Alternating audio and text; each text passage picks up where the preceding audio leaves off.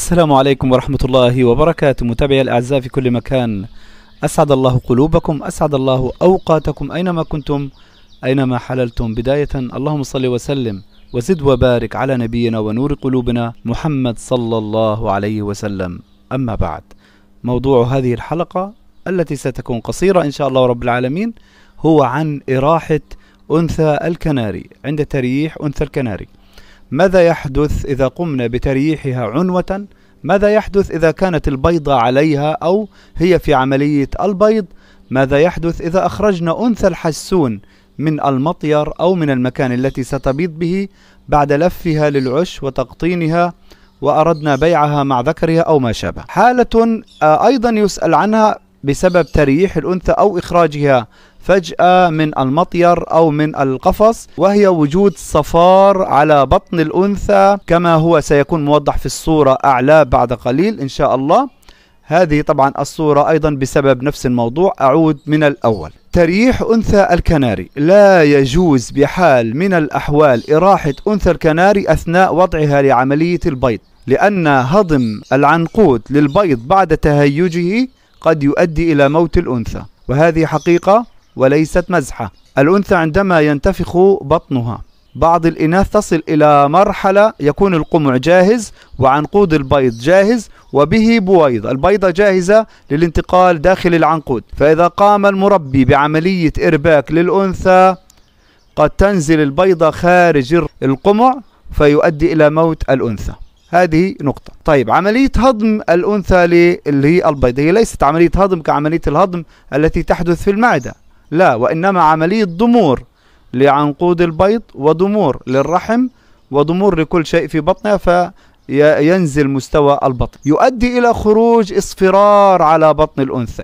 إذا وجدت أنثى عليها اصفرار غامق الآن مثل هذه الصورة التي ستظهر الآن، تمام؟ هذه صورة لأنثى حسون تم عزلها عن الذكر في مرحلة بناء العش، بنت العش وأرادت أن تبيض، وقبل أن تبيض أو كانت قد باضت بيضة قام صاحبها ببيعها، فظهر بعد ذلك هذا الصفار على بطن الأنثى، والسبب هو عملية هضم العنقود وعملية تراجع اللي هي العملية البنائية، عملية النمو في عنقود البيض وفي الرحم وتهيجه لوضع البيض. هذا التراجع أدى إلى اللون الأصفر على بطن الأنثى، فإذا رأيت هذا اللون فهو ليس بمرض وليس بتشحيم، وإنما عملية تراجع للرحم ولعنقود البيض. الحل هو وضع هذه الأنثى مع ذكر بأسرع وقت ممكن، لأن ذلك قد يؤذي صحة الأنثى،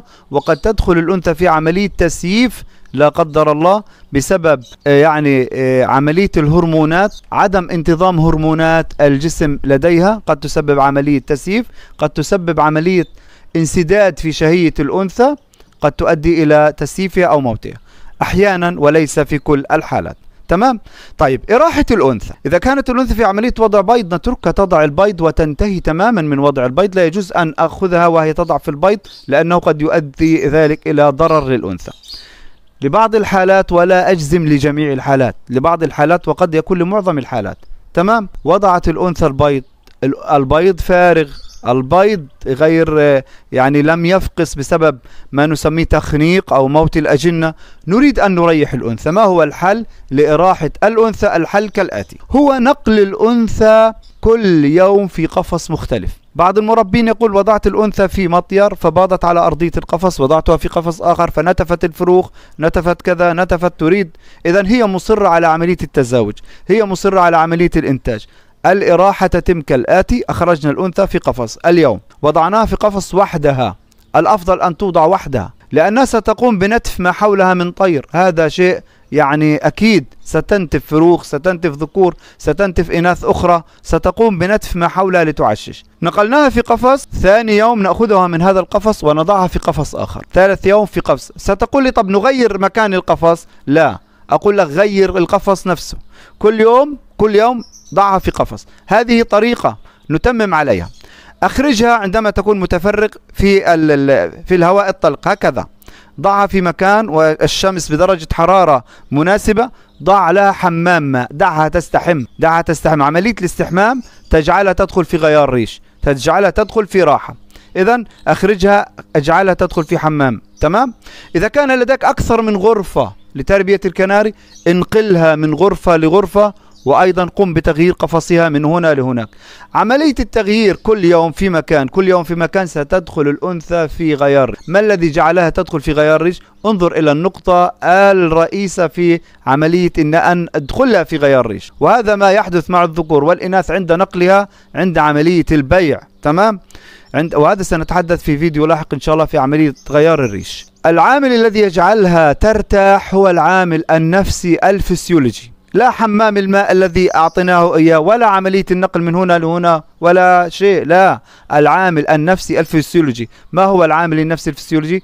أي أنها دخلت في مرحلة إحباط من التزاوج. أحبطتها أنا كمربي، عملت لها عملية إحباط، لا أريد أن تتزاوج. يوم، يومين، 10، 15 ولم تتزاوج، وأنا أنقلها من مكان لمكان، من مكان لمكان، خلاص هي تدخل في عملية الإحباط والانطفاء، تدخل في عملية انطفاء، يبدأ الريش بالتساقط، وتبدأ في مرحلة غيار الريش، ننتهي من عملية نتفها للطيور الأخرى. بعد ذلك لو وضعناها مع مجموعة فروخ أو ما شابه تسير الأمور على ما يرام، نقوم بإراحتها.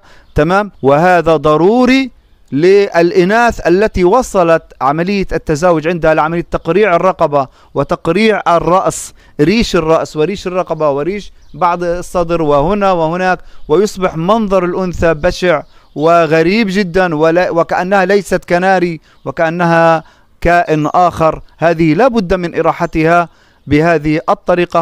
هذا والله الموفق. أسأل الله العظيم أن أكون قد وفقت في نقل لكم هذه المعلومة. لا تنسونا من الدعاء، لا تنسى الاشتراك في القناة إن كنت تراني للمرة الأولى، وضغط اللايك وزر وجرس الإشعارات ليصلك كل جديد. والسلام عليكم ورحمة الله وبركاته.